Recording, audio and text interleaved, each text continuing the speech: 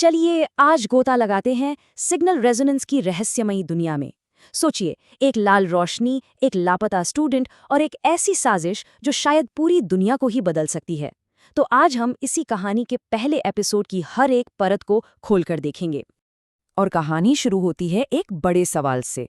आसमान में जो ये लाल रंग का सिग्नल चमका है, वो आखिर है क्या?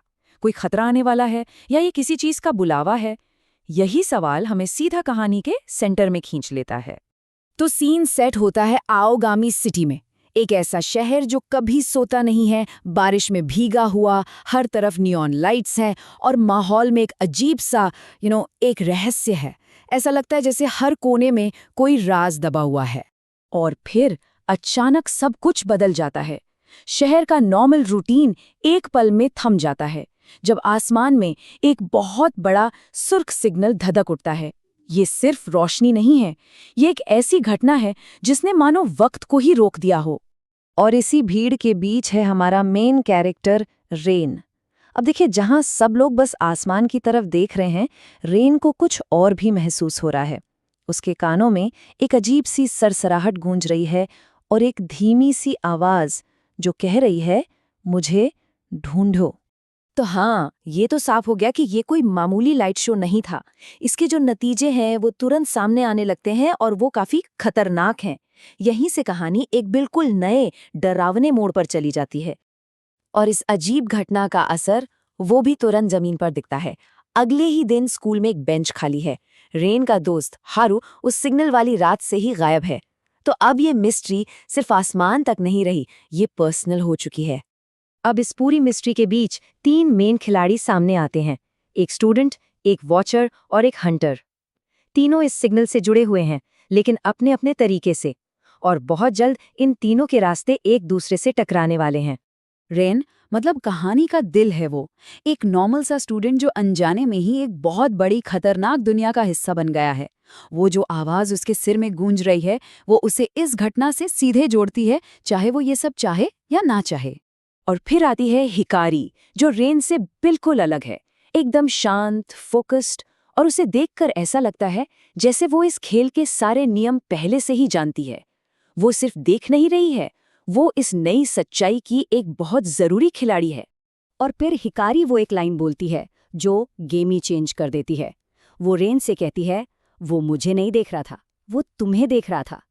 बस इस एक लाइन के बाद रेन सिर्फ एक चश्मदीद नहीं रह जाता, वो इस पूरी घटना का सेंटर बन जाता है।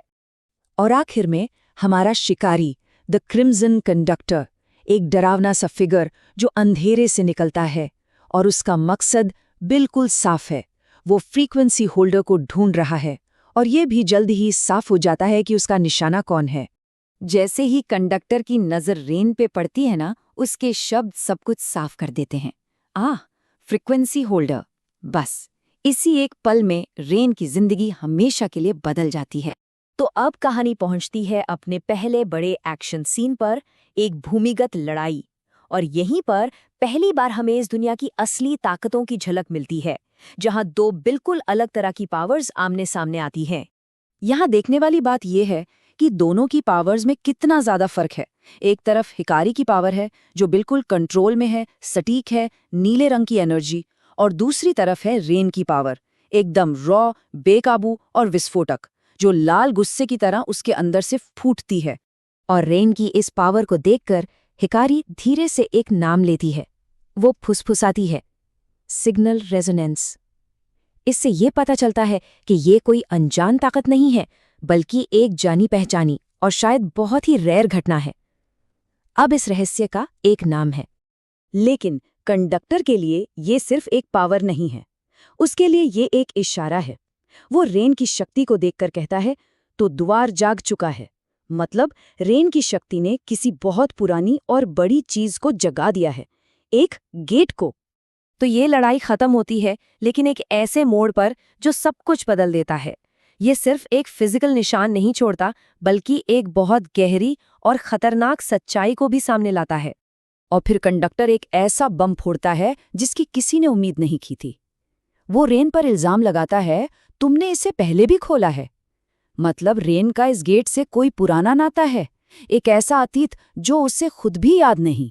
और ये सब होता है 3 स्टेप्स में। पहला, एक स्पर्श। दूसरा, एक भूली हुई याद का दर्दनाक फ्लैशबैक। और तीसरा, एक जलता हुआ निशान जो रेन की स्किन पर हमेशा के लिए रह जाता है। ये निशान अब उसे उस रहस्यमय गेट से हमेशा के लिए जोड़ देता है।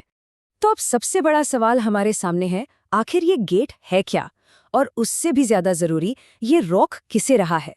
हिकारी की चेतावनी के इसे तोड़ने से कुछ और भी भयानक बाहर आ सकता है, एक बहुत ही डरावनी तरफ इशारा कर रही है।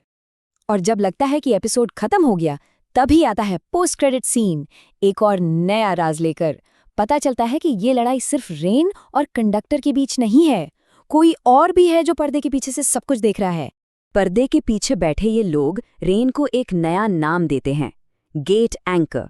मतलब वो इंसान जो उस क्रिम्सन गेट को हमारी दुनिया से जोड़े रखता है, उसे बांधे रखता है। तो रेन सिर्फ एक टारगेट नहीं है, वो एक लंगर है जो 2 दुनियाओं को अलग रखता है। और एपिसोड खत्म होता है इस एक खतरनाक ऑर्डर पर, क्वायर को तैयार करो। अब ये क्वायर क्या है ये हमें नहीं पता, लेकिन ये एक लाइन आने वाले एक बहुत बड़े और भयानक तूफान का संकेत देती है और हमें अगले एपिसोड का बेसब्री से इंतजार करने पर मजबूर कर देती है।